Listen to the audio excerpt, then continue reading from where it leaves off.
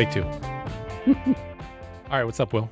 Hey, how's it going, Amos? Good. How are you doing? Thanks for having me on the show Yeah, today. of I course. appreciate it. Thanks for coming on. I don't know exactly what we're talking about today, so it's going to be a little impromptu, I Yeah, think. I think so.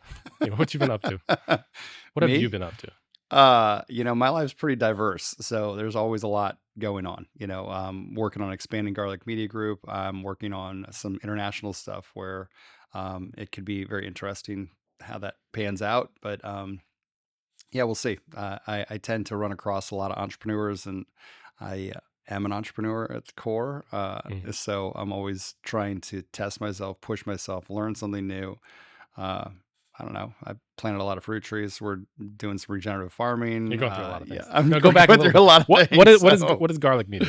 Yeah, so Actually, let's start earlier. Like, how long have you been a Christian? Because that's yeah, kind of the thing of the podcast. yeah. So I've been a Christian since I think 1989. So yeah, Long enough. long enough, long Yeah, to time. know what you're doing. Yes, yeah. Well, So. do any of us know what we're doing?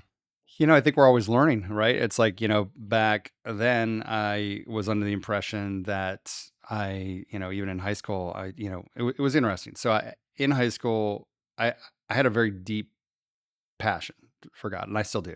And so I think the thing that might have separated me is that I grew up in a church that had like sister churches across the country, and I knew there was other. Is that different from denominations? Like, how do you mean that? Yeah, it's like a certain denomination, but there's churches that were related to each other, right? Do you want to name that denomination? Uh, I mean, if you want, it doesn't matter. It's up to you. Yeah, no, it's called Apostolic Christian. Okay. But it's not the jumping around in the center of the aisles. Pentecostals Apostolic. are quite as charismatic. It is not that way.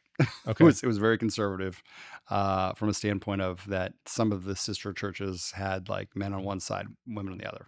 Okay. It was very like. So no shorts. Yeah, actually, I have a philosophy that I think that the church roots came from Eastern Europe, and I have a feeling that a lot of the traditions and things that they were doing were almost Jewish in fashion, and Okay. maybe it was a whole community had converted at that point, and so a lot of that stuff kind of came over. How do you mean Jewish? I think there's, in in Judaism, there's this separation. The men will be on one side, the women will be on the other. So that's one thing, and Okay. I think there was also like the dress. There was also the names. I grew up with people, their last names were all Jewish names. Like I have Okay. Feldman, Jewish name, right? But like we grew up not Jewish, right? So Have you looked back? Abrams, have you Abramson, 23? Isaac, these were all last names Yeah. of people that we grew up with in church, Okay. So it's like that's very like. Have you 23andMe to go see in? No, No? especially not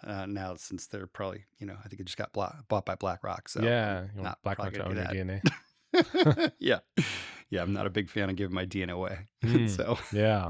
So but yeah, I think yeah. that was interesting. I mean, my grandmother's name was Solomon, that was her original maiden name. So, I mean, it's like, but like we were Christian as far back as we knew. So like growing up in that very like Orthodox Christianity. I mean, yeah, we had a piano and an organ. There was no praise band. I was part of the first praise band that actually happened in the entire denomination, I guess, which was kind of cool.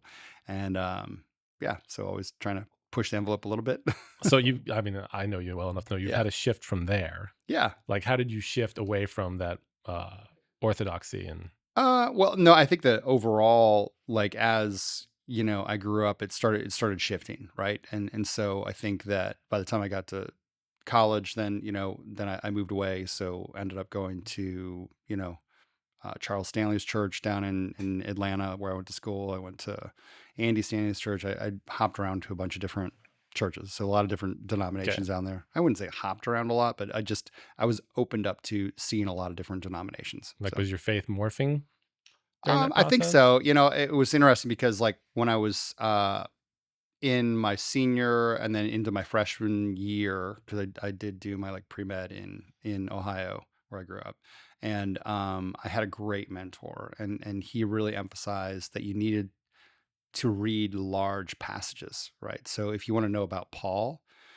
you can't just read 2 verses or take verses from, Philippians or Corinthians or different places. You need to read everything Paul wrote, right? Everything. Yeah. But then also understand where he came from, right? That, he does give some of his history, like, and he says, I, Paul, a bondservant, right? And that's going back to, the Old Testament and the Torah, like what is a bondservant? What does Yeah, that there's a lot of mean? meaning Right. there that And so gets lost. knowing that he had memorized the entire Torah, the first 5 books of the Bible, by the time he was like 12 or 14 or something like that is a significant difference. So like he was talking to each of the groups in different ways, right? So the Mhm. Hebrews was one way too, and those were most likely people that understood that background, right? Yeah. Philippians, Ephesians, Galatians. I don't know if a lot of people don't know this, but like Galatians, they were being Bugs Bunny, you big galoot.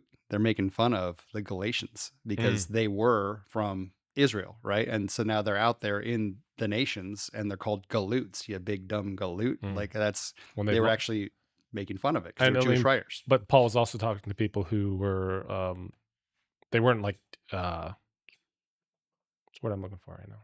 They weren't culturally Jewish. They'd moved away from Right. Israel, and they're Yep. all in these other nations. Exactly. And Paul is, there's individual letters to each of those people for their own cultures and the Right. things that they had going wrong in their individual churches. Right. But like, there's definitely a thing nowadays with a sermon is based on 2 verses Hmm. that are probably in different books, Right. and that's all you get out of a sermon, and it's kind of a little message, and then go home. Right. Which well, I grew up with 2 3 hour sermons, or like even all day, Right. like Bible camps and stuff, Yep. which can have its own problems as well. Yeah. Like, I Exactly. think you can get lost in Like the you could fall weeds, asleep. or you get lost in the weeds, and then also you get so absorbed with the church that you don't do anything for the world, All and right. you isolate and separate. Like, I know a lot of people who separated from the world, Hmm. because we're not of the world, but we're in the world, and they Right. kind of lost that in the world part. Right. Right. So, but Yeah. yeah. Super So where'd interesting. you go from there?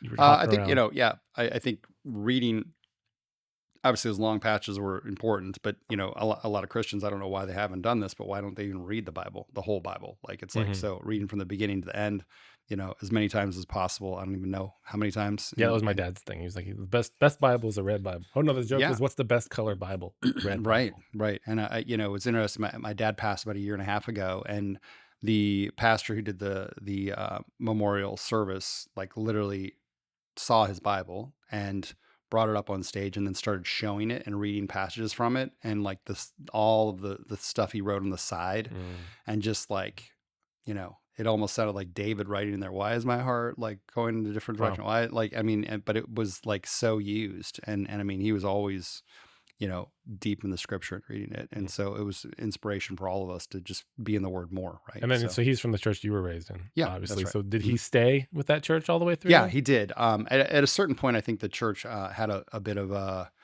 not falling out. They just had a split of some sort, Hmm. and they were getting older. So I mean, they were going back and forth from Florida to there, and I think they decided they just wanted to go to a more local church because it was about a 45-minute drive.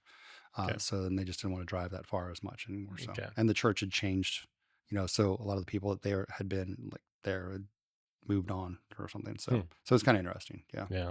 yeah. So where'd you go from there? Um, Like, you said, well, you mentioned medical yes. practice. Yeah, So so I decided to become a chiropractor in ninth grade. It's a family profession, so I'm the 13th of 24 in the family, okay. so it's like, So you're there's born a with lot it. going there. Yeah, I moved to Atlanta. I went to Life University, which sounds funny, but it's actually called Life University. Hmm. And I had 5 of my cousins at any one time going through school with me, so it was kind of pretty cool. Okay. Um, yeah, so went into chiropractic and then ended up from there. That was in Atlanta, moved to Colorado. So I expected to have a couple years of skiing under my belt, and then I was probably going to move back to Atlanta. Ended up meeting my wife, Sarah, and stayed. So Okay. yeah, until So 3 years ago. Colorado. Yeah. It's a Yep. fun state. It's a great state. Yeah, Yeah. absolutely. How you like the culture there? Well, the culture now is much different than when I moved there. Okay. So it's there's still some amazing people, amazing places, but I would say that Colorado in general has gotten much more liberal and much more ungodly. We'll put it that way. Okay. It's like the second question they ask is not what church you go to. Like it's who knows what it is. Yeah. So yeah, there's a lot of great places in Colorado and a lot of great people. So, Okay. but there's also those that are pushing the envelope a different direction. Do you have any specific examples you want to complain about? Well, I mean, do we really think we need to have kitty litter boxes in school restrooms? I mean, I kind of feel like that's Yeah. silly. So yeah. Mm. Enough said about that. Well, I mean, you can say as much as Yeah. you want. I just, it's just bizarre to me. Yeah. So, Okay. okay, you're not a So cat. yeah. So then you moved on. Like, what do you do now? What between the Mhm. chiropractics and getting to where you are now? Yeah, so from Atlanta, I moved to Colorado. I started to practice. Ended up buying out the wellness center that I had worked in and built that up. Got a second location, and after about 7 years, ended up getting offered to get bought out. And so I took that. Um, Loved chiropractic, still do. It's just a matter of I felt like I was getting limited on. Really, there was only, I think, 20 or so chiropractors graduating and coming to Colorado a year. So there's not a lot of ways of duplicating yourself. Hmm. And, I definitely had a lot of chiropractors come through. And then it's like, oh, hey, I want to move back to my family, or I want to go over here, or I want to do this. Or like, so I trained a lot of chiropractors that were, working with me for a period of time. And then, it's just hard to keep a business flowing with that type of care and the quality of care we wanted, as well as the volume of patients you need to see to make a viable business. Yeah. So Yeah. One thing I've definitely noticed with chiropractors is they're running you through, yeah. and sometimes you don't quite get the care Hmm. that you'd hope for because there's the next person on the list, and you're Yeah. just Well, and I think it's I feel that we saw a lot of patients every day. Like, I mean, I saw probably between 85 and 100 and some patients a day, like just over 100 probably a day. mm, And the process and system was really important because it wasn't just me by myself checking them in and doing everything else. People would come in, they would check in, hmm they would be with somebody else to warm up before they got an adjustment. So they're all warm and ready to be adjusted, which is hmm a big thing. And then afterwards, there's also the rehabilitation, which is retraining the muscles and the structure. And, if there's any therapies or things like that that have to happen. So again, I'm not really doing that. I could do hmm it, but my job was to identify the problems, fix the problems, obviously make diagnosis, put the care plans together, things like that. But when they came in, my job was to adjust people. So like I'm focused on adjusting. Okay. A bone cracker. Yeah. Well, you can say bone cracker if you want. I don't know. Is that Yeah. a euphemism or not a I mean, euphemism? people say Is bone that cracker. a It's fine. insult Yeah. Well, to chiropractors? I don't know. I would say it's insult to most people that aren't well based in what they do. But Okay. yeah, if you crack your bone, what are you getting? A fracture. So Mm, gotcha. it's like a lot of people would say, well, you manipulate the spine. Well, do you manipulate or adjust a fine watch? Hmm. You don't manipulate something that is incredibly made. So, because God made you amazing, Mm, So, from the standpoint of chiropractic, I mean, it's the power that made the body heals the body. Is no matter what college you go to, is still pretty much the philosophy of chiropractic. yeah. Which Well, is no, pretty there's a awesome. lot of negativity about chiropractics out there not Yeah. being, which I mean, osteopaths will adjust people. So, Yeah, those I are mean, long lever maneuvers, and osteopathy started the same year that chiropractic did, 1895, okay. 1898. I should know that 1890. Pretty sure it's 1895. Okay. Same year as the X-ray, which was also an early adoption by chiropractic. But yeah, the osteopathy was really about making blood flow better because they believed that the disease process was because you had stagnant blood. So through long lever, and they would say manipulations, they got What more does long blood lever flow. mean? Like your leg moving, like your whole leg moving. Like a chiropractic adjustment is a specific segment that you should adjust, right? And so Okay. you're adjusting it specifically. The difference is in and nowadays osteopathy or has really turned into more of a sports med doctor, because they about, I don't know, 15 years ago or so, maybe 20, they really decided to come together with the medical community, and be real doctors, I Become a guess. Yeah. respected profession. I guess. I mean, yeah. I mean, Sounds bad it's for chiropractors, but no, I mean, there are people like you hear a lot of stuff that were like, "Oh, hmm chiropractic's not real, yeah, not real medicine." I've received benefits from it. I'd say I've received more benefit in like the ancillary areas, hmm like nutritional response testing and stuff like sure, that, than I have so much with direct manipulation. But it's hard for me to like. I know it helps. yeah, I know it helps. Like I've had low back injuries, hmm and it's definitely doing something. yeah, But like, what would you say, like to people who argue yeah. against? I mean, here's the thing: the premise of chiropractic works every time. So are there bad practitioners in every profession? 100%. The top 10% of the people that you want to see in any profession, and that's who you should try to find. There's a couple things I would suggest on that we can get back to in later, but like if you go to the principle of chiropractic, your brain has to talk to every piece of cell and tissue in your body every second. Sure. Otherwise, Yeah. that cell or tissue dies, right? Yeah. So comes down through the brainstem to the spinal cord, through the nerve roots, goes out at every vertebral level. Like your spine is the armor, right? And so when those nerves go out, they hit every cell. So imagine if I took all of the skin, all of everything off of you and just left your nerves in the exact same place, I could still recognize you. That's how many nerves you have, Hmm. right? So most people don't think about chiropractic in that way. So when you go back to the nerve root level, which is where chiropractic focuses on by the spine, so from the occiput all the way down to the sacrum. I mean, some extremity work too, but the premise is that if that nerve root is interfered with or impinged upon, you don't always feel pain. You may have dis-ease or disease. And so those are things that nerve root not working properly or not communicating fully, even if it's 10%, is going to cause your body not to be as efficient.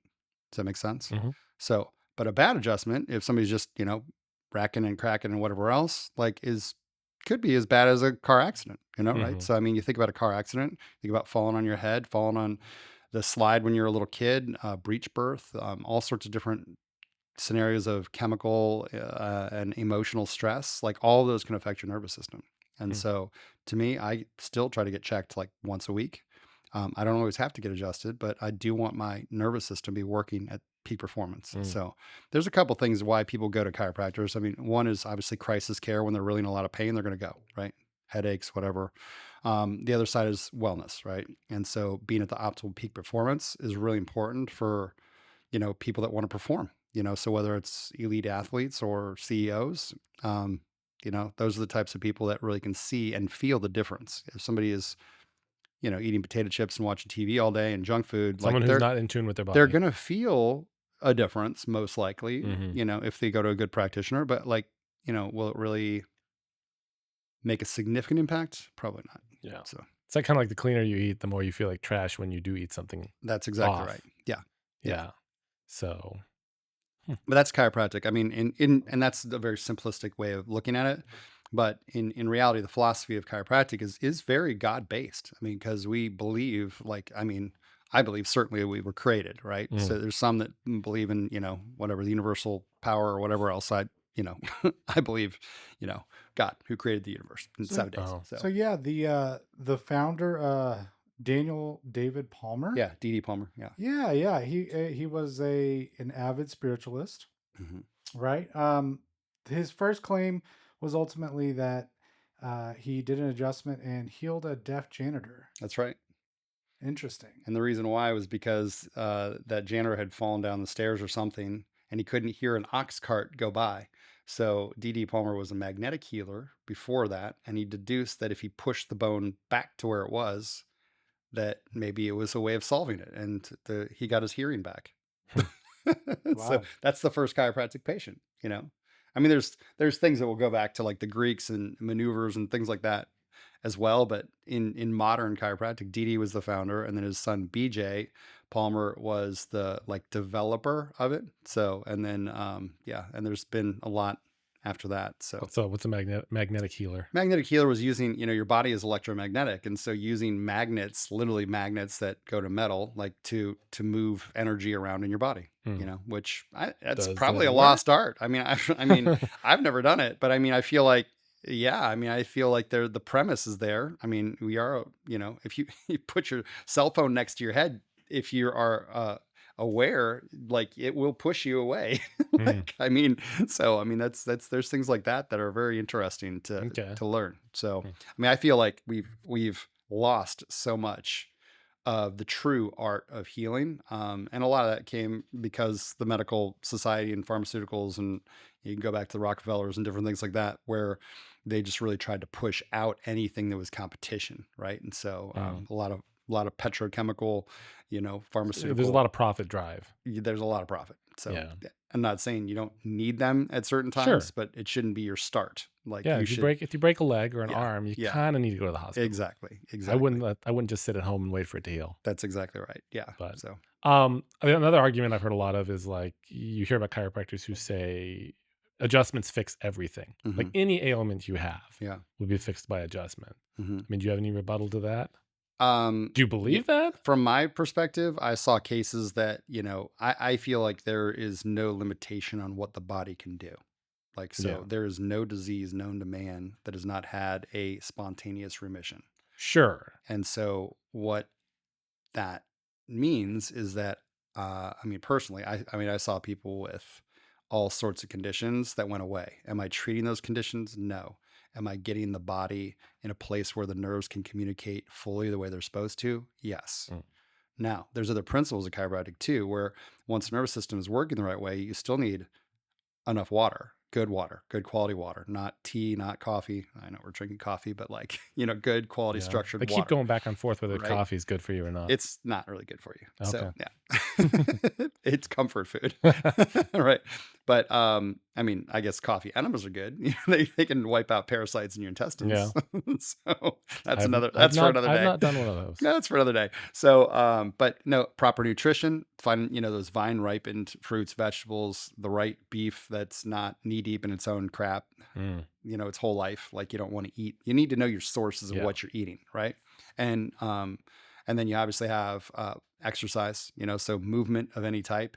You don't have to run, you can walk. It's the same distance. Like if you run or you walk, it's the same use of oxygen and respiration. It's the Mm. same type of aerobic, uh, like exercise, believe it But or not. there's an argument for elevated heart rate though, There is, yeah, right? and we won't get into that today because I don't know enough stats on both Okay. sides to argue that. But like I do know that you need to move, like your body needs to move. You need to have Yes. exercise. You shouldn't be like, Stagnation yeah, kills. yeah, exactly. Positive mental attitude is a whole nother side, Mhm. right? And so that's the way you look at the day. That's the way you approach your family. That's how you confront your problems. Like that's a positive mental attitude, I right? think I think that's why people who So moderately consume alcohol yeah.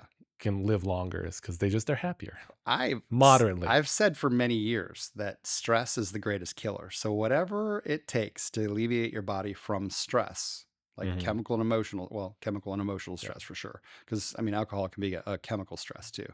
But like if you can alleviate stress from your life, and a lot of that can be just mindset, you'll live much longer. Yeah. And so I think that glass of wine takes the edge off for some people. It can be a dangerous, slippery road. Sure, So, of course. but It's the if most dangerous drug in history. yeah, exactly. Yeah. Except sugar, like refined sugar. Yeah. Yeah. Sure, yeah. Yeah. That's probably the worst one. More from a, like, what it causes you to do, like, Yes. how it affects How it your could change you. Yeah. yeah. Well, I mean, like, with alcohol, like, it affects your actual mental like, Hmm. it affects your mind. Sugar, yeah, Yeah. affects your mind long term, like, it Hmm. can jack with you, but it Yeah. doesn't cause you nobody, gets arrested for, driving while consuming sugar. Yeah. That's true. Yeah. You have been hyperactive driving Yeah, mhm. again. But so, like, I mean, This is your third. This is your third. to go back though, like, chiropractic adjustments don't like directly heal or like they will, facilitate the Mhm. body healing itself, is what you're saying. I mean, So, yeah, absolutely. Now with but patient the average, stories, I had patients that came in, didn't tell me conditions, mhm, and they came back and like that they're gone. sure, Like I had a guy who he came in and I can't really remember the exact thing he came in for. I think it was like he had some low back pain, yeah, and I adjusted him, and he was supposed to be like back the next day because it was pretty severe. He didn't come in. He came in about a month later, and I'm like, I didn't have like a phone number to call him. I guess I probably did. Maybe I didn't call him. Maybe he didn't respond. I don't remember what happened. But he came back a month later, and I go, hey, I was worried about you. You're all right. I mean, your condition was pretty bad. He's like, oh my gosh, you're a miracle worker. You did this. He's like, I had to teach myself how to walk again. I'm like, what? What? He goes, he's like, yeah, I didn't tell you. I got kicked off a bull when I was younger, and I lost the hearing in this year. So similar story as what we were talking about a minute ago. He got his hearing back. He had to retrain his whole balance. So he had to learn. He had trained himself to walk mm, normal, but he was always walking lopsided before, so he had to retrain himself apparently how to walk again. yeah, So I mean, so huh, stories like that. I have stories of people that their children are bedwetting and it's gone. People with all sorts of issues with their stomach and yeah, headaches and migraines, and I mean, there's all these conditions. But if your nervous system isn't working the way it's supposed to, the premise obviously of chiropractic is that like the brain can now work. So sometimes after a good adjustment, people can get incredibly tired. And why would that be? Because your body, when it's sleeping, starts regenerating. It starts restoring itself, right? So those are all things that like people don't always understand, because you can get more energy from an adjustment, more flow, and you could also be tired if you Yeah. really are in a bad state. Yeah. So But you wouldn't argue that if someone walks in with stage 4 cancer, chiropractics are going to fix everything. no, I Like, mean, no, obviously, people have come back from that kind of cancer. for sure. Not going to argue away from that. But Yeah, a lot of people have died too trying to do the right thing, 100%. whatever that may be. Yeah, and what I would say is that, would it be better to have a good functioning nervous system or a bad functioning nervous system, no matter what condition you have? Hmm. So if you're stage 4, it would be better to have a good functioning nervous system. Now you may have limits, might only be able to adjust the top bone, top 2 bones, something, but you'd be surprised how far reaching one adjustment can go for somebody even. Have you ever seen cases like that? Yeah. Hmm. Yep. Okay. Hmm. Outside the bounds of any Yeah. specifics or no? I mean, well, if you have stage 4 cancer, there's a lot going on. Yeah. Like you need so much more care than just the adjustment. But the adjustment, in my opinion, is also critical. Okay. Yeah. So why do you think there's like the level of antagonism toward chiropractics? Well, there used to be a division of quackery from the AMA, American Medical Association. There was a antitrust suit in 1974 that most people don't know about that banned that from happening. But that's where all the stories came from, people getting strokes and uh, paralyzing and all that stuff. It all came from that because they were trying to basically eliminate competition. And chiropractic is right in the face of that, because if I get your body to a place where it's actually working well, you probably don't need as many drugs or things like that than you did before. Mm. Right. So Okay. So there's conspiracy theory going on there. I don't really think it's conspiracy at all. Oh, I mean, we use the term theory, but like, Yeah. yeah, It's an I don't think antitrust suit that you can look up. okay. Yeah. Yeah. I think it's, Okay. you have to look it up for me. Wilkes first, the state of Michigan or something, or AMA. And it was in Michigan, I think. Okay. Yeah, it says AMA referred to chiropractic as an unscientific cult until 1980s and held it was unethical for medical doctors to associate themselves with unscientific practitioners. Hmm. Then, That's a nice way of putting 1987, it, I guess. the AMA was found to have engaged in unlawful conspiracy in restraint of trade to contain and eliminate the chiropractic profession. So it looks like it kind of came up to 1980s, late 1980s. Hmm. It kind of went away as a quackery. Yeah. Hmm. But I think it was a division of quackery. It was the case, I think it was 1974. So Okay. it's been a minute since I've looked that up. Well, you're clearly passionate Yeah, of about it. course. So why'd you move on? So when I decided to step away from practice, I mean, I still have practiced, right? So just not to the level of a full-time role, right? And I still consult with docs all the time, right? So I still work with healthcare. Um, the I felt like I was limited in the fact that I was stuck in one room, and I didn't really see God's intent for my life to be stuck in one room. I felt like I'd made a massive impact in my local community, um, but I didn't feel like I could reach much bigger than that, and I felt like there Mm. was more to do. So when I stepped away, I always knew I'd come back to some sort of a restoration type of like mode. I don't know how to necessarily put that into words, but I felt like I needed to put it into a way of duplicating myself at a bigger, you know, way. Maybe making the mental mind shift of people, like, because all it Okay. takes is like a little bit of a shift, right? So it's like, it's not much when you realize like, oh, I've been doing this. If I do this, like, I'm going to continually get better and better and better. Because I Mhm. mean, and to that point, I don't know exactly where it's going to end, right? So, but I do think that, my next profession was focused on like being able to market and to create video and to be able to uh, message things out that are complicated into a simple manner. So I think that everything is kind of coming back around in my life to being completely focused on that. Right. So like Okay. in one vein, right? So while I'm not Shifting the culture. necessarily adjusting one at a time, I feel like I'm going to adjust mindsets, and that's going to make a bigger and broader impact. Because Mm. I've affected a lot of docs, and like, from a standpoint of doctors, like I've trained, taught, and coached, Mhm. um, so that they can affect more people, right? So to me, that's a bigger, broader path, right, than just individual practitioner. Okay. So how are you So. doing that?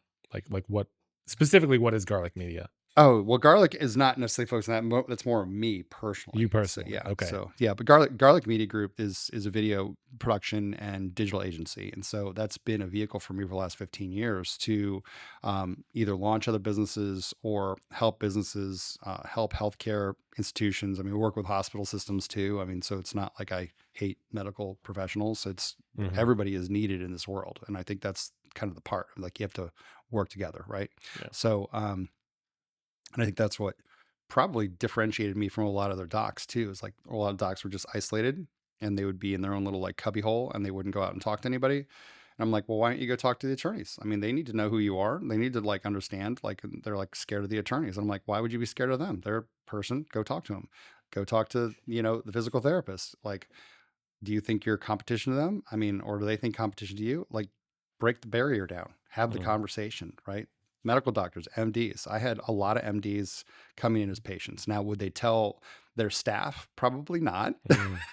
Some would, but it was really interesting that I had a practice where I saw a lot of docs. I saw orthopedic surgeons. I saw Hmm. physiatrists, neurologists. I mean, that was something that I think was unique because this is a bit ago, right? And so it's like, that was a very unique practice, but it was because I communicated with people appropriately and to the levels that like they needed to understand and hear, right? So some didn't care. They just wanted to be feeling better. Some really wanted to understand how it worked, right? And Okay. so, yeah. Why do you think that is, that like people will see benefit from something like that, but then not carry it on to other people? Like a doctor who comes and gets chiropractic and then Yeah. won't. I mean, I can't really comment on why somebody would do that. So, No. Hmm. I mean, I mean, Yeah. to me, I mean, the principle of information and abundance is that you need to pour out what you get because then you can get more, right? And so, I mean, it's the same thing as like the Dead Sea is a Dead Sea because it doesn't flow out, right? So, um, if there's a river or a lake, I mean, it has to have water flowing in and flowing out. So, I mean, I think the principle, if you go back to a principle of that, like to me, you should naturally flow. if, Okay. so why they don't, I don't know. Hmm. That's a good question. Hmm. How do So you flow? how do I Yeah. flow? How do you flow? Yeah. Yeah. I think, in reality, like I think if we truly are engaged and tapped into, uh, the Lord, I mean, you're going to naturally flow, like, and be more abundant in Him. If you're in His Word, if you're listening, praying, like, you're going to naturally have more of those fruits visible and abundant. Hmm. Um, I remember a long time ago, I heard this story, and I don't know who told it to me, but it was, have you ever walked past an apple tree and heard it grunting? No.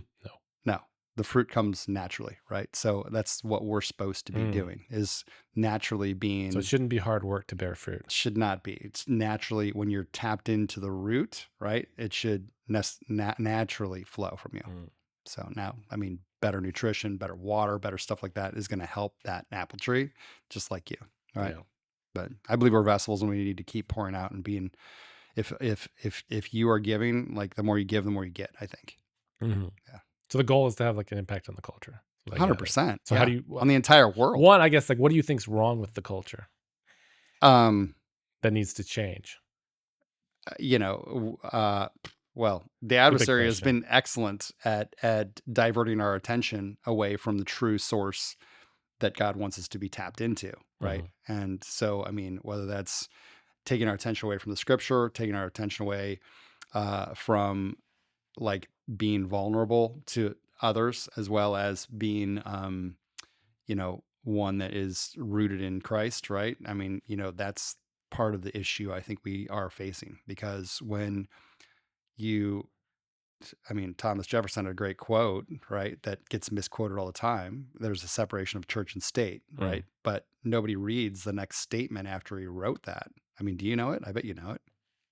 Offhand, I should know. I'm trying to think. I know I've heard the quote before. Yeah. Full So quote. Jefferson was like, there shall be a separation of church and state, but the church shall never be separated from the state. Otherwise, it will fall into disrepair, because basically the premise is if you don't believe that there's God or a higher power, you have no accountability. Mhm. So in today's world, what's happened is that we've become our own demigods. And so whatever is in us, whatever you feel is right, whatever you do is right. And so that's why you have this antagonism, because there's not this structure of authority that people have submitted to. Because if you're right, because it's your own mind and you're your own God, like how, you know, Yeah. that person's wrong, that person's wrong, that person's wrong, Well, my truth. right?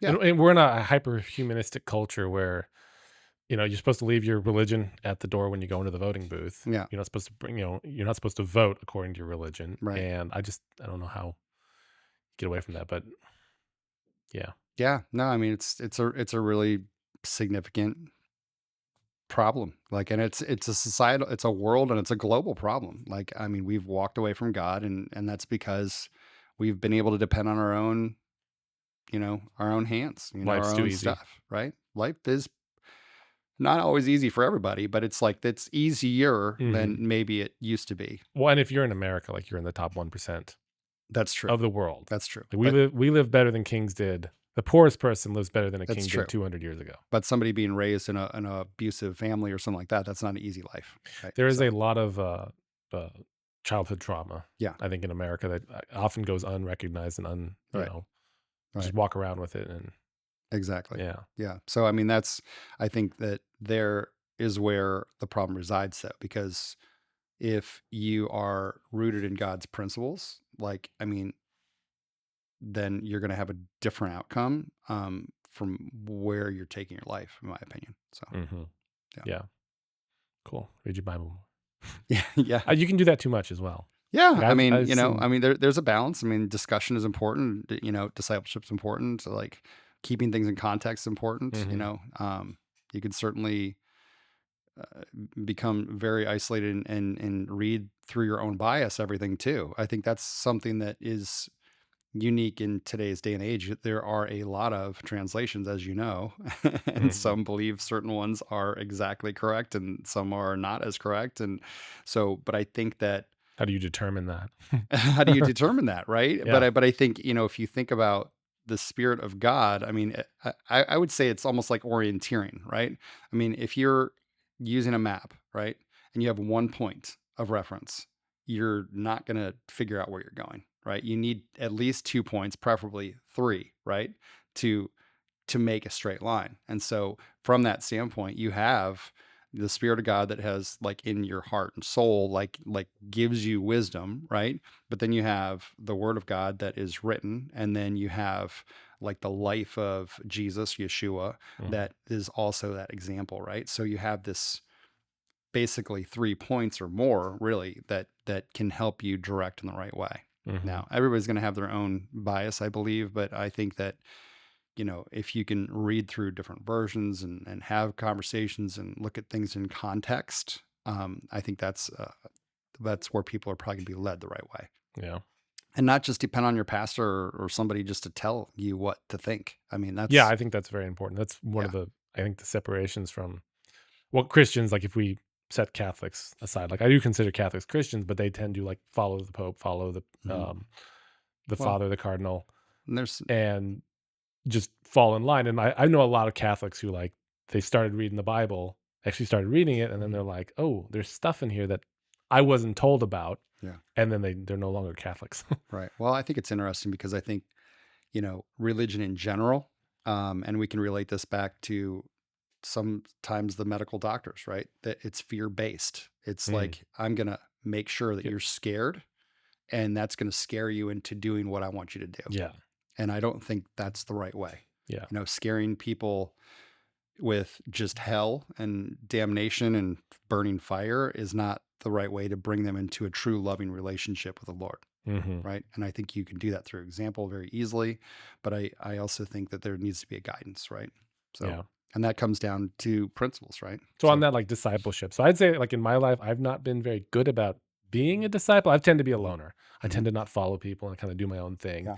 And that partially comes from the way I was raised. Like my dad raised us to like think very independently. Hmm. And then we started thinking independently. He was like, "Oh, whoa, whoa, you're thinking a little too much different than me Yeah. here and there." Yeah. Um, So I mean, like do you disciple? Well, were you a Mhm. disciple, Mhm. and then do you disciple people? Yeah.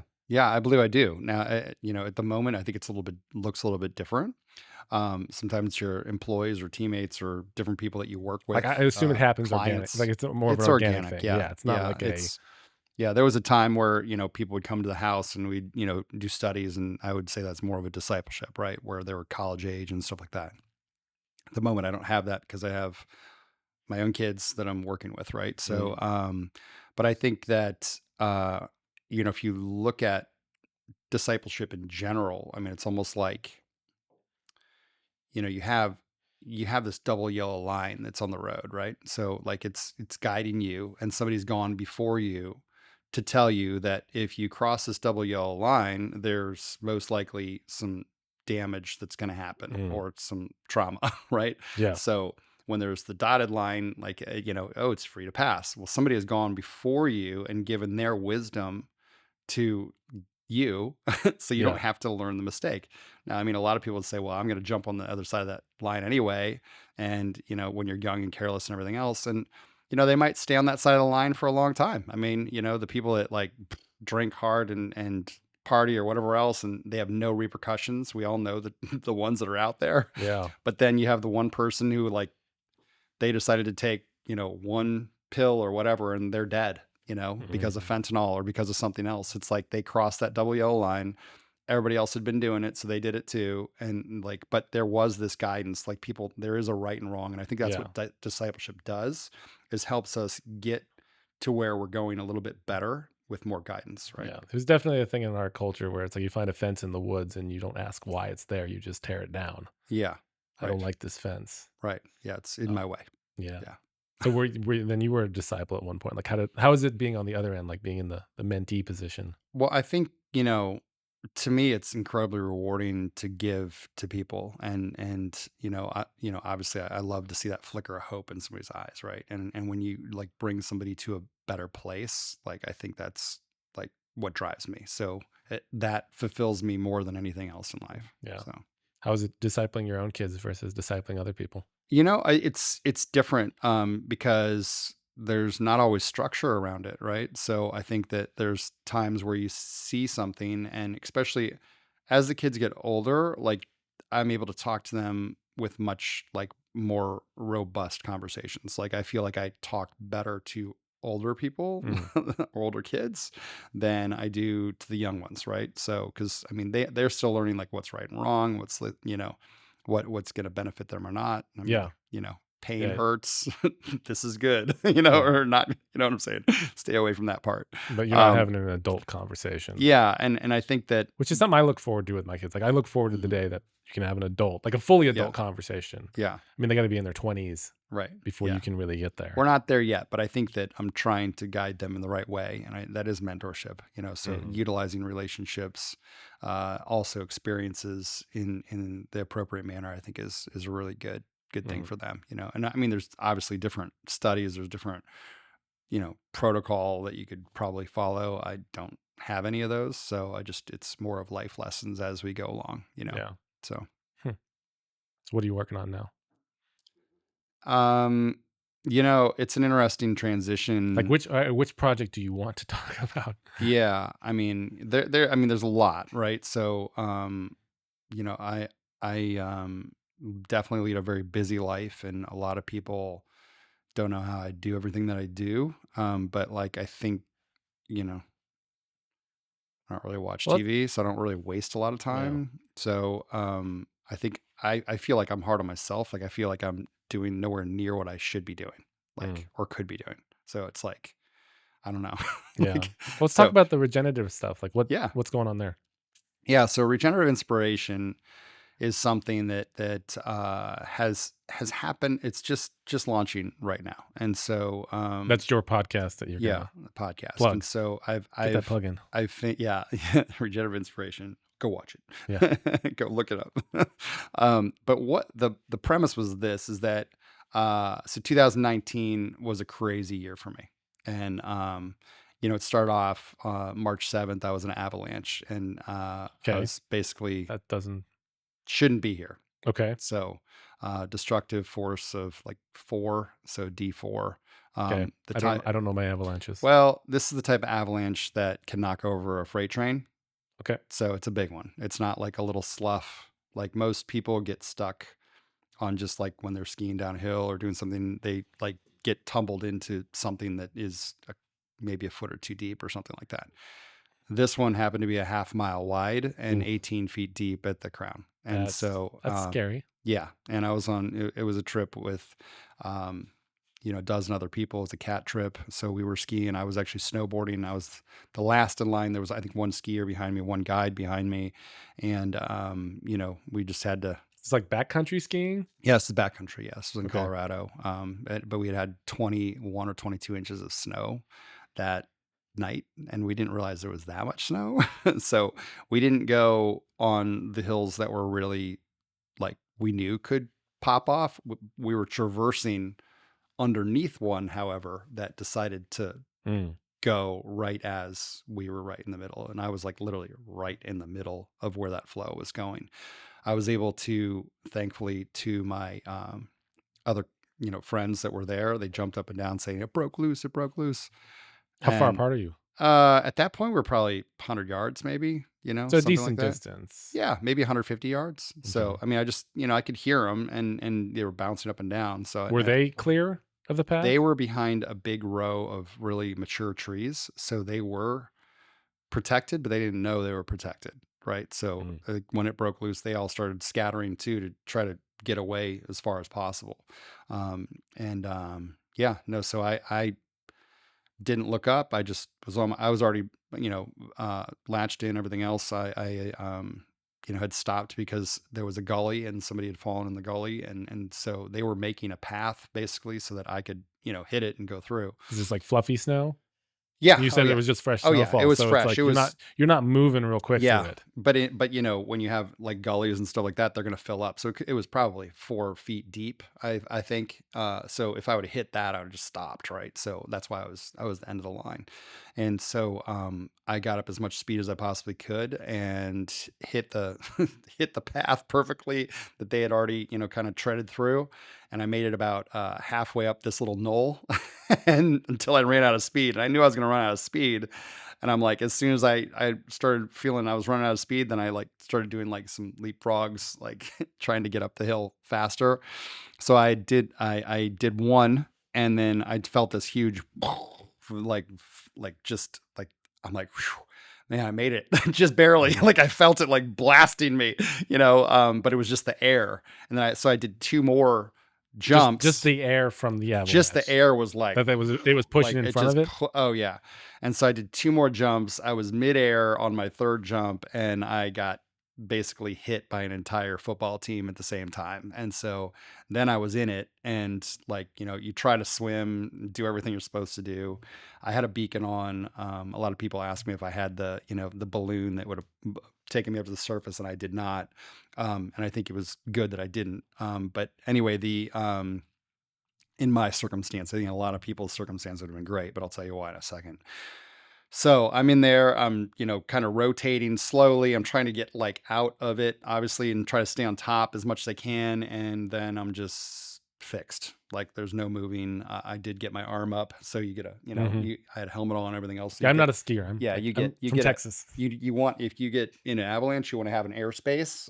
And so the best way to do is bring your arm up and do that. So, so I had an airspace. I was face down. I didn't know how deep I was under.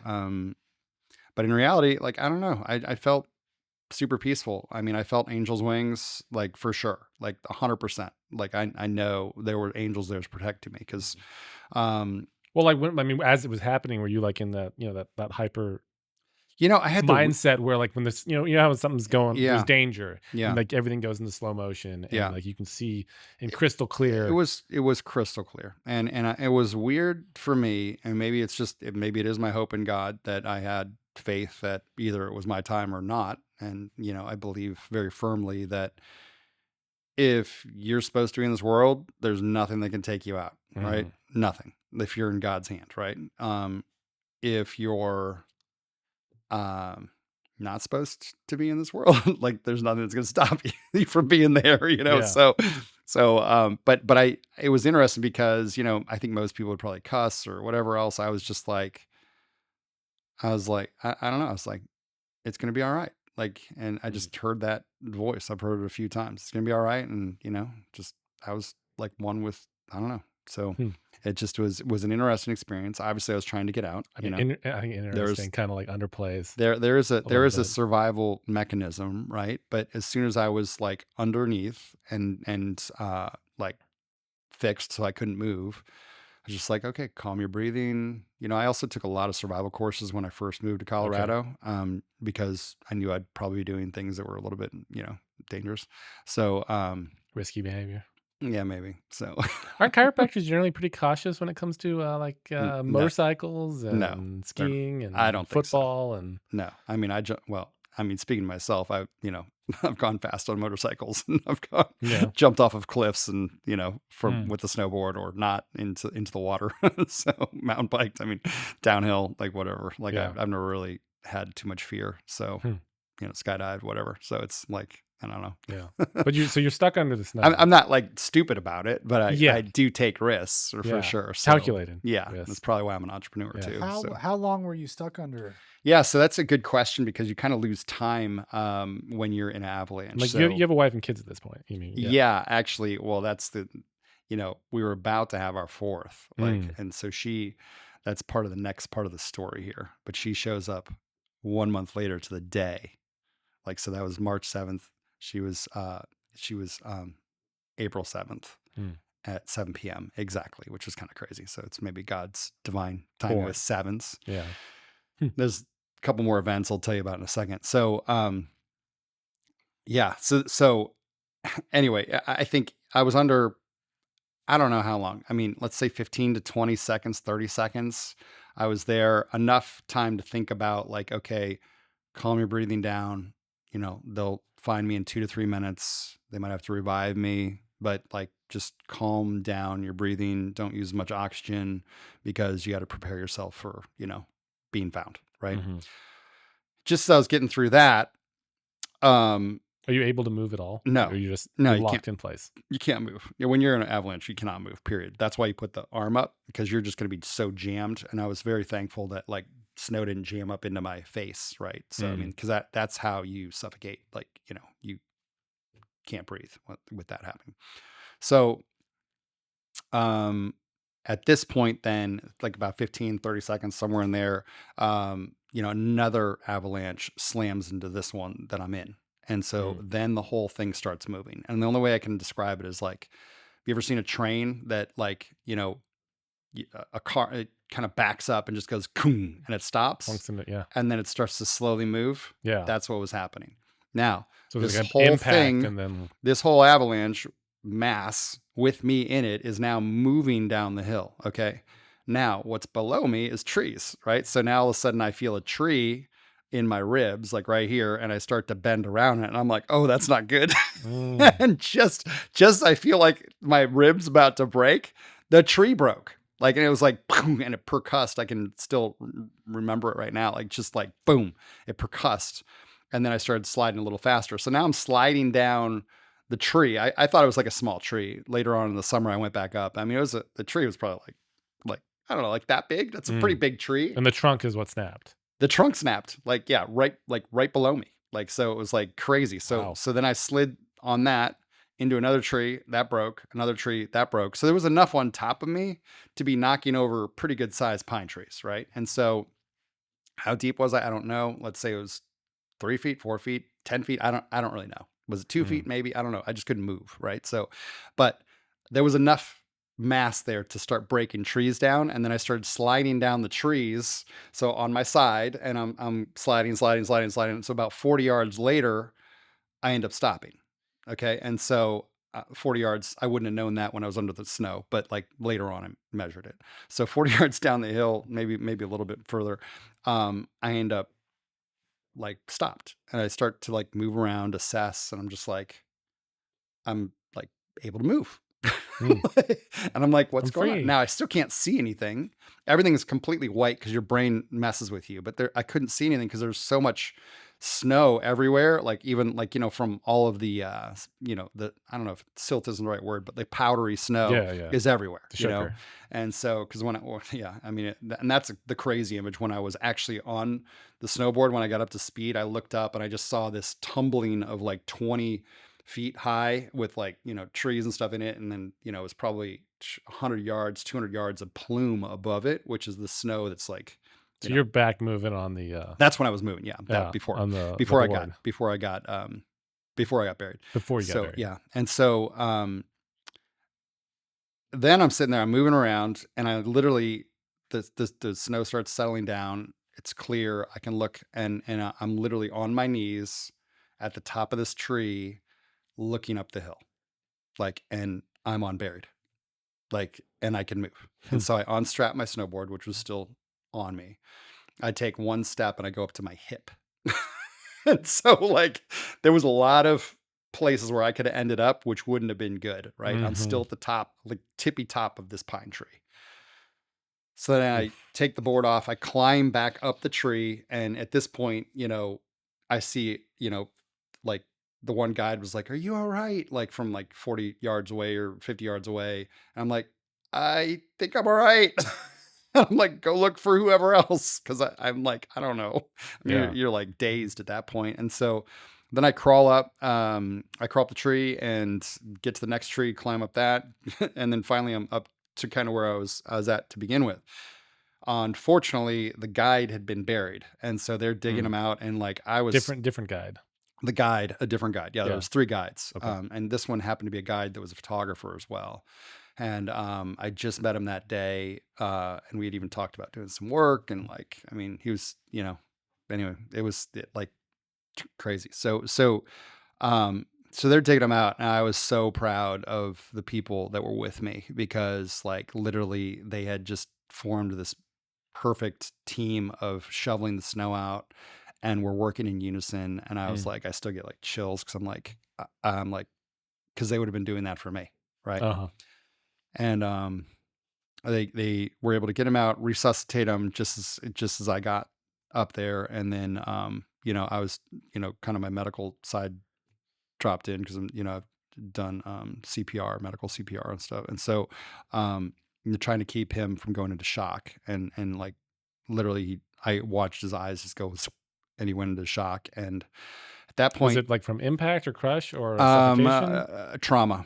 Just Yeah, yeah. So unfortunately, what happened when he was under the snow was that he happened to be next to a tree, and I did identify that tree. It was. I mean, it's like, a good 14, 16-inch tree that, all the branches had been broken off. And so unfortunately he had some serious internal injury. And so they did get him to the hospital. And unfortunately he did pass that night. So it's tough, because, you also have this like, well, it could have happened to me. There's a survivor's guilt, right? Yeah. So, and I think, Which you were on a tree too. That did snap. it snapped. But I wasn't like in the flow, because like one of the guides that had saw me said, it's their job to like identify where you are, the last sighting basically, and then that's where they're going to start the search, right? He's like, I saw you, and then you were gone, and all that was there was flowing snow and trees. And I mean, if you see some of these pictures, which I'll get you some if you want, but like the brush, the tangle, there were so many ways you could just be completely like mauled by the trees and things. I mean, some of the tree, there was a tree that was like, I mean, that like this big around. I took a picture on it that just was snapped off. That's how like violent this thing was.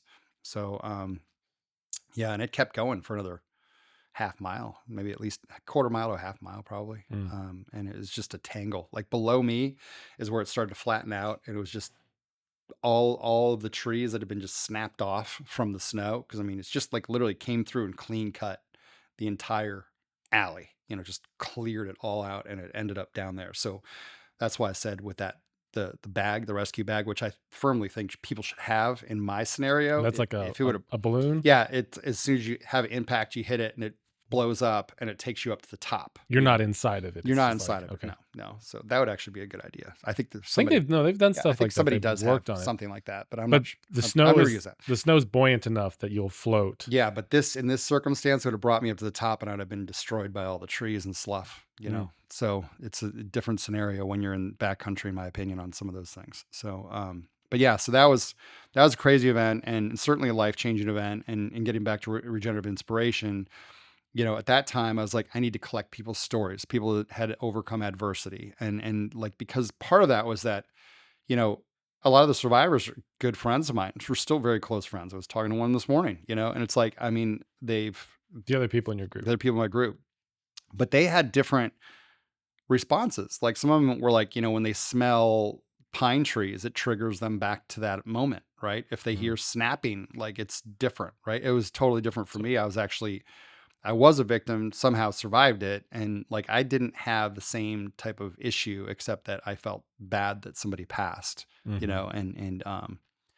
so But I like the certainly felt bad for that. PTSD type Yeah. reaction. Yeah. You weren't. I mean, I don't know. I mean, maybe I had it. I don't know that I really, Hmm. I mean, I feel like I'm a pretty hopeful, positive Yeah. person. Right. But so after the Avalanche, so 1 month later had, Allie, Allie Joy was her middle name. So Alessandra We Joy. try not to say names. Yeah. Oh, sorry. So we'll clip. My clip. I don't know. It's up to you. Like, Well, her middle name was Joy. We named her Yeah, Joy because it was a joyful event, and she's incredibly joyful, Yeah. which is amazing. 1 month later to the day, so now this is March, April, May 7th, my boy went to the Highlands Ranch STEM School where the shooting happened. So he was there at that time. And that was worse. I would rather have the Avalanche than not know if your well, child yeah, is you in hurt. danger versus your child in Yeah. danger is completely different. Yeah. And so that was something that really got me motivated. And because of the sevens, I decided to do 7,000 stories over 7 years, over 7 Yeah. continents, of people that have overcome adversity of every type. And so I've gotten quite a few in the can, but now I feel that, originally I was like, I got to film them all, interview them all, and it's impossible. Like, so then I decided, okay, let's create the recipe for other filmmakers and other people to just document their own stories. Because around the same time, I had another friend who, they had a child, and unfortunately it wasn't detected, but their intestines were outside of their body when they were born. And so they never even got to hug their child till the last day. And I mean, it was a horrible, horrible episode. And like, even though they had a really, really strong like network of people and support group, nobody had ever gone through something like that. It's like, going through an avalanche, like if I could have talked to somebody like right away that might have helped too. I don't know that I really was like depressed or anything, but it's certainly like, even still to today, like when you hear, I still love to ski and snowboard. I don't go out backcountry anymore, but or I haven't anyway. But you'll hear the like when they're like doing the controlled avalanche stuff on the mountain. There's like they let the bursts go. And I still like, I'll go back, like when I hear that, it still makes me jump. So is there PTSD? Probably, but I don't think it's really affecting me too much. So the other side of that was that, okay, how do I capture these stories? And I felt like a podcast was probably the best way, because I can do that through the internet, or I could do it in person, so there's, since COVID, there was all sorts of different stories that happened there. And then, ultimately it's like, if I can capture them via the internet, like I can get it anywhere in the world. Right. So now we've captured at least 3 continents. So we're working on, I don't know how we're going to Antarctica, but there's gotta be something down there. Yeah. I'm sure there's a few people down there who've gone through some harrowing experiences. There's some sort of story, I'm sure. But so regenerative inspiration has really been kind of the heart of where I feel like I'm going. And I think it does have a mentorship aspect to it, but it's learning from others' mistakes and other people's wisdom, right? And so ultimately, every type of profession, career, it is focused on leaders and aspiring leaders, because there has to be some sort of focus in that space. But it's to bring hope, to encourage, to support, and ultimately to share innovation as well, because I love innovation. I love being on the cutting edge of things. And so that's really the root of that. So you're trying to expand further than just a podcast, like to create like some kind of network? Yeah, well, I mean, one of the original ideas I had with 7,000 stories was taking those stories and put them into basically a searchable catalog so that people could come to a website and they could say, I had this, right? Okay. And they would find a story of somebody that have overcome that. Or did I say that right? Has Well, they overcome that. experienced that trauma Yeah, and lived yeah, or yeah. lived through it Right, and are on the other side. right, exactly. So, Okay. yeah, so So that's, how's that project going? you know, life gets in the way. So that's not moving very well. Mm, so at some point that will happen. So I yeah. feel like there could be a whole nonprofit about it. I think there could be support groups. I think there could be, entire, blogs around certain things. I mean, there's so many stories and so many people that have gone through so many different things. I mean, I've captured the story of, you know, a United flight that crashed, and Mm. somebody was on that plane, and they've never been able to reduplicate that accident in a simulator to Okay. survive, like have anybody survive. Were they like sole survivor? Were the other No, survivors? there was the whole plane survived. The whole Like, plane yeah, survived. yeah. So it was. Which flight was that? It was like United. It's a bit ago, so it was about 20 years ago. But it was a United Okay. flight. They landed in a cornfield, and they basically lost their rudder, and so the pilot thrusted the engines back and forth, and ended up being able to like set it down, like basically about 100 feet above the ground. Basically, that's where it kind of just dropped. But Mhm. I think I think everybody survived. So Wow. How many yeah. people? Do you know? Can we I mean, it's a United flight. I look mean, that I up, don't know. Dan? I don't know. Average 184 people. Yeah. Wow. Yeah. So, yeah, but Hmm. Helen told me that story. So, yeah, that's not been published out yet. So Okay. I'll have to get that. She's a pretty Yeah. amazing woman. So, and she said that everybody was praying on the plane, and Okay. it was a prayer of unison, basically. And yeah, Yeah. we'll have to watch that one. So how do you go about like getting these stories out of people? Well, one, They're approaching them. How do you find the people? But here's the thing: I mean, everybody has a story. You have a story, right? You have a story of overcoming something, right? So, like, sure. some are more than others. I Like, lived a so pretty sheltered life. okay.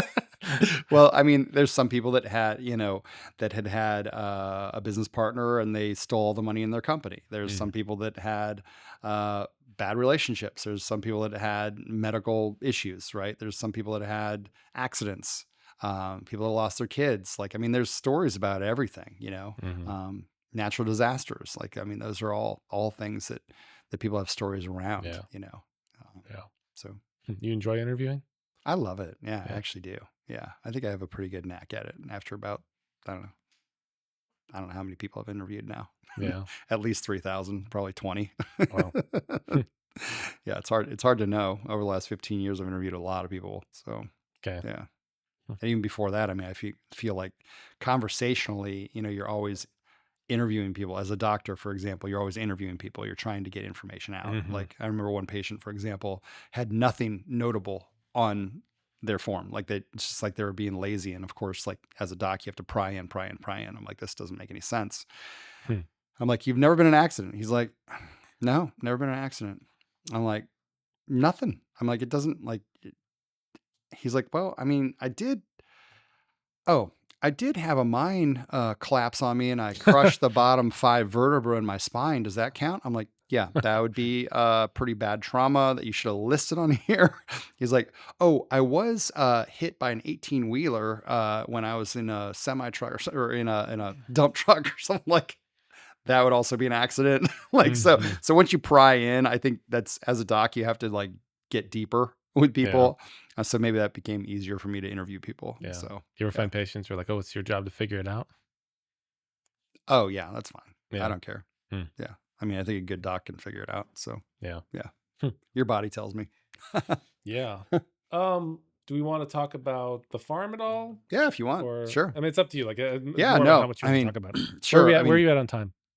I don't even know what time it is. I mean, it's 1:47. Hour 20. Yeah, it's fine. Yeah. So yeah, let's wrap it up in I mean, 15. you want to talk So- about what you're doing out there as far as like the CEO and stuff, the retreat? Yeah, and- yeah. So we've got a few different things, and part of this is coming back together with the wellness side of things. My wife's been a holistic nutritionist for, she started actually when I was in practice, so she was one of the nutritionists there, and now she's moved into like biofeedback and a whole lot of other things, and she's brilliant at what she's doing. So, uh, I think that, um, yeah, there's a lot there. And well, I mean, you know about her weekly call Mhm. too. So, I mean, that's kind of turned into probably a podcast type of thing too. So, Mhm. I mean, you can talk about that if you want to as well. But the main premise of the farm really was like, I just didn't want to be in a city anymore. I'm grew up in, a small farm and had a few animals of every type and just enjoyed that. And Uh-huh. from a farm or a ranch, you get work ethic, and I really wanted my kids to have a bit more of that, where it's like I'm not just taking the trash out to the curb. Now, if I don't, feed the chickens or the ducks or put them in at Responsibility. night, something dies, right? So it's a little bit more responsible, and it's nice to see their tender hearts when something does die, right? Like it's real, like things like that do happen, and so, when the turkey who becomes a pet and has a name, like, dies from natural Thanksgiving causes. dinner. From Yep. that, yeah, we did. Yeah, gobble gobble was Thanksgiving dinner, but the other one was, not. So, but I just remember my, now he's 7, but it was when he was 6, he was just like he was. He was just crying for he Attached was to that crying for turkey? 2 days. I'm like, oh my gosh, I never knew you were so attached to the turkey. I'm The like, one you ate or the one that died of natural no, this is causes? when that just died Okay. naturally. So it Yeah. wasn't quite so Yeah, but traumatic. I hadn't realized. I'd seen him go out to Maybe like, maybe you should interview him for the regenerative, yeah, that would inspiration, be an the thing that interesting. he went through. Yeah, I don't think we've really interviewed anybody that young. So, but yeah, he's probably forgotten about it now and moved on to the next thing. But yeah, I think from a standpoint of the farm, I think my dad has had a lot of interests, and it got me interested in a lot of different things. And I think, learning to grow your own food is important for Mhm. everybody. Did you grow up in the country, or, Yeah. like, have you always lived in? Well, I mean, we were in a town, but I mean, it was about 14 acres. So yeah, Okay, so we had a farm. you're not, it wasn't a foreign concept to move No, no, in, no. And yeah. later on in life, my dad became a gourmet garlic farmer. That's where garlic media comes Mm, from, because at the age of 74, he decided to become that. that's And so, interesting. We have a gourmet garlic farmer in our church. awesome. Yeah. Yeah. Well, so at 74, he decided to plant 120,000 heads of garlic by hand. So Okay. that's how my dad rolled. Let's then see where you get it then he from. started figuring out like, oh, I could get this machinery, or I could weld this together, or I could make this. And Mm. so, like, I don't want to spend that much money on that. So I'll take, a potato harvester and make it different. Like, I mean, it So was he's pretty kinda cool. going on the fly. Did it produce Yeah. well? He did well. Yeah, he worked. It was 14 years of garlic. Okay. He passed at 89 and a half. So, one of his favorite That's not bad. sayings was, you know, uh, I'd rather have garlic breath than no breath. you know, or Yeah, that was live. my grandpa. He made it to 100 and he was still farming. Well, he Yeah, died at 101, but he was yeah, still farming up until 99, 100, yeah. you know. Awesome, So, awesome. and then he Well, didn't want to quit. yeah. Well, I think garlic. I mean, I think you probably should have garlic every day. It might keep people away, Probably. but He was a So, wheat farmer, okay. so, and we know how we feel about gluten Yeah, these days. yeah. Well, and wheat's different than it used to be. Yeah. That's why people have gluten allergies. That Yeah. and For a long time too, we they didn't do any GMO stuff. yeah. They kind of converted over there when we were up there, but Hmm. they did like the natto soybeans and stuff that they Yeah, ship off to Japan. yeah. But the yields were not the greatest. Yeah.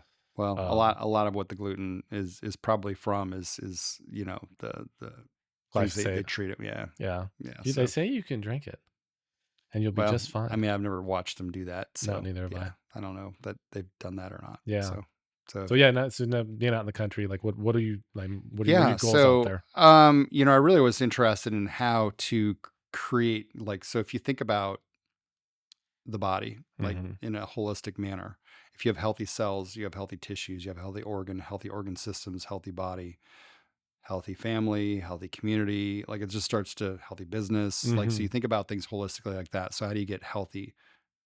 Like, if you focus on the cells, they're going to be healthy, right? So everything else comes out.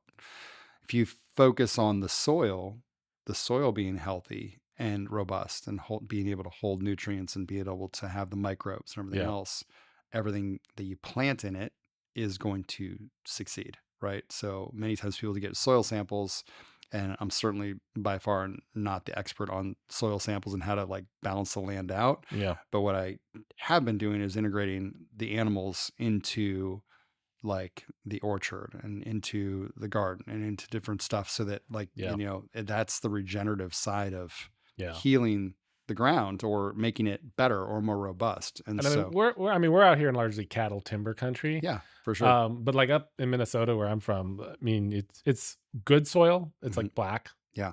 black clay, black Yeah. sand, a Hmm. lot of nutrients. But like I mean, there's a lot of stripping. Hmm. I mean, I've heard that there's only 60 seasons left Mm. on the Earth's farmland. I don't know how Yeah. true that is.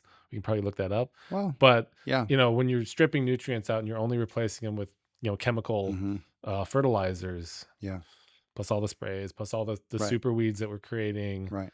There's just a whole, I mean, you could go Well, forever you're on that. killing God's ecosystem that was there for a reason, right? Yeah, and And it's so, it's meant to be a diverse system yeah. too. Like you said, you have the Hmm. animals in the fruit trees. Like and farmers that have done the rotations where Yeah. they move animals in Hmm. and then they plant different crops and they sister crop stuff where you Hmm. have different plants living next to each other. Right. It just gets incredibly hard to harvest. Yeah. And you can't do 1,000 acres per man because that's what we were doing in Minnesota. Exactly. Yeah. That was your average 1,000 acres per man Hmm. in Yeah. the combine and Yeah. tractor. And yeah, Yeah. it's Pretty it's interesting. getting rough. Yeah. I Well, don't I know. mean, and when you're talking about that, I mean, and that's where I believe everybody should have at least some. Even if you're in the city, you should have at least some pots like Hmm. of plants growing. I think you would appreciate your food better, right? And so I think that's interesting. I mean, What? in cities you're not allowed to have roosters, so you can't like propagate animals, right? Yeah. But like you could have hens that maybe in most cities you can have up to like 5 Yeah. hens, and you could have eggs, right? It's amazing. So, but I think that there's an interesting trend that's happening because people aren't reliant on our food, Hmm. you know, supply chain, right? So it's like, okay, if you can have your kitchen garden or the gardens that our grandparents had, you always had some sort of vegetable or something, Yeah. and there's seasons with that too. And I would go back to the health a bit more on that, where, now you can get any food you want. So you could be eating artichokes every day of your life. Hmm. And I bet that's not going to be good for you. No. You could be eating tomatoes every day of your life, and that's not going to be Yeah. good The for you. dose makes the poison. Yeah. So it's like there's a balance. Like you have your spring, crops that typically come up that are more cleansers. I mean, like your herbs come up and those types of things. And then midsummer, you have a whole variety of different crops, but then you have your winter crops too, Hmm. where like those are your potatoes and all your root crops and all that stuff is coming through. And that's typically when you would have like, the meat, right? So you'd have meat in the winter, it's more Yeah. fatty, and then in the spring you start to be more active Yeah. outside of a winter season, and But like so meat's the only like crop that's available year round, especially in northern climates. meat, yeah, Yeah. yeah, That's the only thing you can go get fresh. right, Everything right, else has to be stored. yeah, exactly, Up in exactly, Minnesota, it's frozen for 5 months. yeah, right. Yeah. But if you have a root cellar, you have your potatoes and your onions and your Yeah, that's where stuff. you have So to it's like plant. that Yeah. hunky, hearty meal that like you feel better eating that when you're cold, Yeah. right? Most of the time, But like you had it's to like you don't store really that. want a cold juice. My wife might be different than that, but like when it's -20 out, you're not going to want like, oh, I want my green juice today. Yeah. Like you're just like, I just want that steak and potatoes and Yeah. something a little bit more. Something hearty. I mean, that's most people. I mean, Yeah. there are people that don't do that, but like that's And I mean, right now we're going to the point like there's people in power Mhm. who like want to outlaw homegrown vegetables, yeah, or they're trying to lean away from it. right. And I Which makes just, zero sense to me. that's well, no, Yeah. it kind of it makes sense from their perspective. Well, yeah, I mean, I do think there's a level of I mean, the argument's climate change. The Yeah. argument is that by growing your own vegetables, I believe that's the case. I don't know, maybe Ben can look that up. But Yeah. the argument that you're, I guess, not supporting the food supply, Mm-hmm. or I don't know what the real reasoning is, but yeah. I mean, right now in Denmark, they're going to start taxing cattle farmers per cow for carbon Cow emissions. farts. Yeah. Hmm. Which I'll, the I'll thing be, is, I'll be in Denmark in 2 months, so maybe, Yeah. or actually, yeah, November. So Yeah. like I mean, maybe I'll go ask some farmers about that. yeah, there's some regenerative. Yeah, but there's a I podcast for I mean, you could add up all your cow farts, and I do think that when there's thousands of cows knee deep in their own crap, like Yeah. that can make an impact. To an extent, but the Right. thing is, like, it's a different kind of carbon. Like the carbon that comes out Yeah. of your tailpipe Hmm. stays more in the environment, whereas Right. the cow farts are like a 12-year cycle. Yeah. Like they come out of the environment, they go back into the grass. Right. But I would argue even further to the fact of the benefits of a cow is that they're pooping all over the place, Mhm. and the microbes and the carbon that the ground that cattle walk on Yes. could actually capture way more carbon than No, it's one that well, doesn't so have cattle on what's it. the I forget the farm in Georgia, but, like, they're carbon neutral or Hmm. they're carbon sink. Hmm. Their grasslands where the cows walk on are carbon sink, and Yeah. if you look at, like, video of the runoff and stuff, like, you have Right. brown runoff where all the soil's coming off and the Right. neighbor and their Right. stuff's perfectly clean. Right. Right. No, Yeah. there's a huge benefit, and that's the other thing up in Minnesota. Like, we had CRP land, which is land that the government pays you not to farm on because it's, like, Hmm. erodible land. Yeah. But you're not allowed to, like, keep cows on that grassland that you're setting aside that you have to mow every year. Hmm. You have to spend money in order to keep it going, and then they'll pay you. The government pays you, Yeah. but you're not allowed to double dip, Hmm. even though it would benefit that land even greater to Right. have the cows on there. Right. It would. But you can't. That land cannot be productive at all because the government's Yeah. paying you not to grow on it. Yeah. Yeah. No, it's crazy. It's Yeah. like the I the cap but law. it is a balance. But anytime you have, and I think if you think about life, like you never truly have balance. There's no life balance, but like it's something that um you have to look at. If you're buying all your stuff from the grocery store, then where are those animals at? And Mhm. then if it has to be mass agricom, then it's going to deplete wherever it's at. But if you have, buffalo that roamed across the entire country, like they knew when to move on. They knew the grasses that they'd walk across, they would poop on it and they would like jam it down with their hooves, and that grass would like create a better ecosystem for the ground, Mhm. right? Elk, deer, they all rotate. They go through seasons. They eat different things. Like it's like we're the only creature on Earth that can have the same exact diet every day. And unfortunately, now our diets are just crummy. It's like Mhm. when you talk about the adversary of Satan, he's just trying to steal energy, and he's like doing that by having you eat a bunch of shit. That's the name of our Yeah. show, right? It's like, but that's the thing. It's like, you're eating garbage. If you have more than like 3, 4, or 5 ingredients, especially ones you can't pronounce, Mhm. you shouldn't be eating it. Like your body doesn't know what that is. Like it's going to look at it and say, oh, these are toxins, and I don't recognize it, but Yeah. who knows where it's storing it. It might not be just excreting it. It might just be storing it somewhere else. So how much blame do you lay, like, on the consumer versus the people producing that junk? If Because we if the consume it. consumer demand is there, they will continue to do what they do, Mhm. and they'll continue to feed the consumer demand. Now, can marketing shift that consumer demand, right? Can you be lied to by things? Yes, you can. But if you were demanding that you have heirloom tomatoes or They whatever would make it. type of thing, they would figure out how to get that supply at whatever somebody's willing to spend, right? So it can balance itself out. If you, Mm. I do think that there's so much fraudulent marketing right now, and the labels are just atrocious in this country.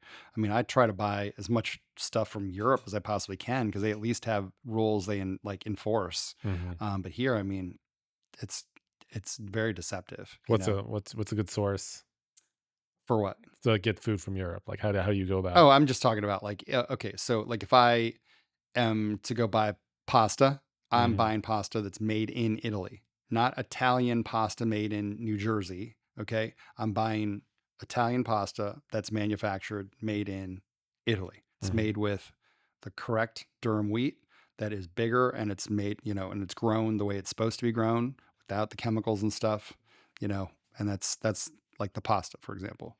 If you're talking about other products, I mean, it's across the board. You can, whatever you can get, beer. If you like beer, I mean, buy German beer. They have Belgian beer. It's way better. They don't line the cans with like stuff like they can here. I mean, I've even heard, I don't know if this is true or not, but some of the ice creams that are all natural, Mhm. they spray the inside of the box, put the natural ice cream in it, and they don't have to say that they sprayed the box with preservatives. Mm. I mean, that's Have you deceptive. ever seen someone dissolve a Coke can? Where they'll Yeah, dissolve I've the seen a outside lot of the around Coke Coke. can, Yeah. and then you have the plastic shell on the inside. So the Yeah. inside is actually lined with plastic. You're not Yeah. the Coke or soda doesn't really touch the aluminum. Yeah. It's in plastic, Right. So, even inside of a can, yeah. which is hard. Well, I mean, both of So, those are bad for you, but yeah. And bottles are less responsible, right? But it's mm, like, bottled beer is going to be better than canned beer, right? mm, But I mean, I know like the Bavarian purity laws, like they're only allowed to have hops and, what? Water, hops, barley, right? That's it. So however the yeast happens to ferment it, I guess, but it's only 3. Look it up. What's the Bavarian purity laws of like 1611 or whatever they are? Yeah, it goes back Yeah, a long way. yeah, I don't it's think it's 1611. It'd be something like funny if it was. that. That's another book. Yeah. Yeah. Um, But yeah, I think it's definitely back to the 1600s. I yeah. think. Yeah, maybe it's 1800s. I don't know, but It's 16 or 15, actually, I yeah, believe. but the benefits of having that type of history with Yeah. their brew, like it's very specific, and you Yeah. can get it here because of supply chain. You can get it here. Fish is a whole nother thing. Farm raised fish, So garbage. You I don't want to eat guess my that. question, like, where is the disparity between Europe and America? Because like Europe culturally tends to be 20 years ahead, like Hmm. say going downhill from a Yeah. Christian perspective, Right. becoming more worldly and Yeah. liberal. Whereas America, America's always 20 years behind. Yeah. But their food laws and like why have they kept that level of purity and kept the dyes out and the junk out? And I don't know. is it the French? Like, No, but I mean, I would say that what the French eat is usually like it costs more, right? mhm. It's better, right? It's like duck eggs, for example, which I did find out were kosher, by the way. Ah, So is a okay. duck. So the rabbi approves. The rabbi approves, Okay. which it was a curious question that we had. So I'm still not fully on the bandwagon, but I'll I don't introduce know. you. Yeah. But no, it was interesting because there are biblical food laws, and Mhm. those laws actually are here to protect us, not to Mhm. like give us salvation, right? But Of it's like course, yeah. there's a reason why you would eat in the way that God said to eat, right? Yeah. There's a reason why you wouldn't use a pot that has a dead lizard in it. There's a reason why you would, so going back through that, you think about it and you're like, okay, well, this actually makes more sense for my body. Like, it's not Mhm. like you're gonna die if you happen to have like one thing, but like it is better for you overall Yeah. to be able to express yourself at the fullest, right? Mm. So, what were we going back to? We're going back to why is Europe the way it is versus us? I don't Yeah. know, because I mean I was just in Germany 2 months ago, and we were doing an interview, and it was interesting because like only 3% of the population goes to church in Germany is what they told me. So 3%. Mm. That's like bad, right? Yeah, it's So very low. I mean, and so I don't know why it would be that they care more about Well, I the don't think it purity of can food. come from a godliness perspective, like your body is a temple perspective, Yeah, because I don't know. I mean, maybe from a humanist standpoint, Yeah, but their but I politicians, I guess their politicians have been a lot more focused on keeping those things out because it is a legal system, whereas ours yeah. are not very focused. Well, I did get an idea actually, maybe because like if until like the European Union came together, right? You have all the different countries that really have a lot of this. That they're pretty much 100% of the same ethnicity, right? Yeah. So if you're Polish, Polish. If you're Hungarian, Hungarian. And I think that because of that, they did care about each other like a tribe, right? And so I Hmm. think there was more care, even if they didn't get along with each other. So maybe there was more protection, and maybe that flowed over into some of the Europe's like Yeah. laws and standards. Well, I But mean, I also think that they don't allow large agricoms and things like that to dictate and pay Lobbyists. off their, the lobbyists that pay off yeah, all their lobbyists politicians, are right? an interesting Yeah. I mean, it's like, factor. I mean, here, I mean, geez, even the cotton industry. I mean, like it uses so much water to make cotton. Like, did you know that? Like, it Hmm. uses so much. It's incredibly environmentally horrible, but So cotton is so still are like, almonds and avocados. yeah. So, I mean, those are things I don't know about. I don't know about. Almonds I don't take know about either of gallons those, and but like, gallons of water. yeah. But it's Or no, still is it pecans? Nuts are crazy. but cotton. I mean, you could go to hemp. Hemp used to be used for cloth and rope and Yeah, everything else, right? It's like, there was a lot of lobbying and a lot of yeah, like talk about industry espionage yeah, back in the 1800s to yep, prevent hemp. yeah. Well, 1900s. probably early It was like 1900s. late World War 1800s, early One, World 1900s. War Two, Well, World when War they One. started making marijuana illegal, Oh yeah, yeah, that's really the big reason was to get hemp yeah, out of the market. yeah, yeah. Um, Well, and that's a whole nother thing is that there is there is the complication of medical marijuana where people can abuse it and everything else, and mhm, regular traditional recreational drugs and things like that. However, one of the things that's not been studied at all, like barely at all, is the endocannabinoid system, which I believe there's 156 endocannabinoids, and like you hear of CBD, mhm. right? CBG, CBN, CBL. Like there's Hmm. like you've barely heard about those. Maybe you've heard CBD, maybe you've heard CBG. Are all of those like in marijuana, That or is is an it endocannabinoid. Now those are receptors inside think us? about this. Or CBD is one endocannabinoid out of 156, I define believe. what an endocannabinoid is. An well, I mean, it's really hard to identify that because like the endocannabinoid is like that whole system has never really been taught, right? So like what it does is it has receptors So that's something that your inside the human body, body, though. yeah, Yeah. recognizes, right? And so it's actually in hemp or marijuana, right?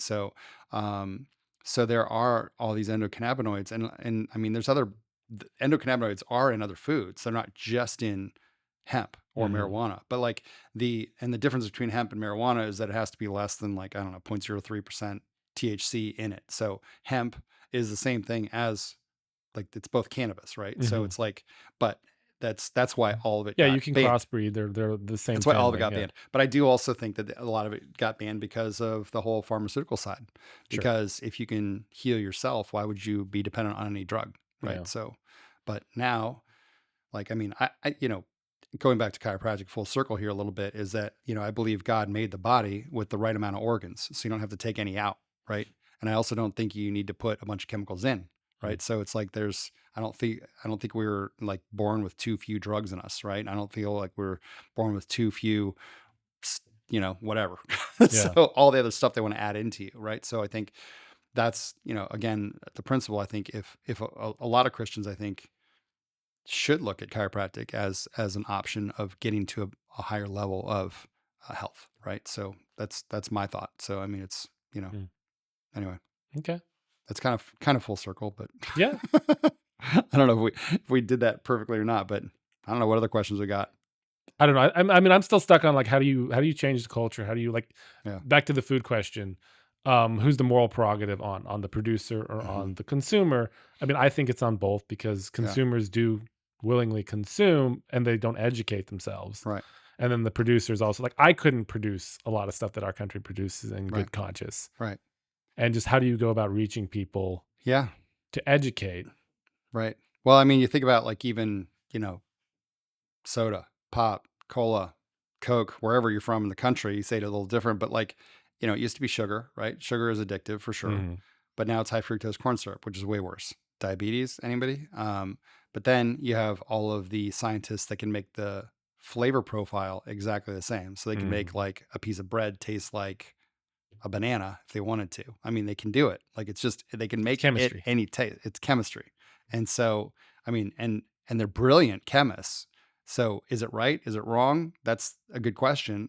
Um, does it actually give your cells in your body a place to express itself better or have more energy? I don't think it does. So to me it's wrong. But like then you throw the whole marketing thing in, which I have a marketing company too. You know how easily it is to slight a word or two or leave Mhm. something out so that somebody wants that. I mean, lifestyle marketing is what has been incredibly successful. So whether it's an influencer telling you be like me and I use this product, or it's I can, ski down the mountain this fast and this is what this is the bar or drink I have, right? Yeah. And it's like that the marketing will influence the consumer, but the consumer ultimately is not educating themselves. But the school is also not educating themselves either. Like, I Mhm. mean, the whole food pyramid is like wrong, so it's Yeah. like, I mean, all the oils that people use. I mean, people use like rapeseed oil, which is, a horrible oil, Yeah, like So you seed talk oils about were canola industrial. They were oil. industrial lubricants in Exactly. the 1800s, and Exactly. then So, like I what do mean, we you'd do have with had a them? whole province go bankrupt in Canada if you had gotten rid of canola oil, Canada's oil, right? So Mhm. it's like, but is it good for you? No, it's not good for you. So, coconut oil, ironically, is actually fantastic for you. So, I mean, so it's like one of those things where you look at the countries that have a lot of coconuts and you see hyperthyroidism, which is an overactive thyroid, meaning they're thin. And then you look in the United States and you have corn, right? Mhm. Which That's what you use to make pigs fat. There were some pig farmers that tried to use coconut oil when they found out it was a saturated fat, Oh, yeah. and they became very active.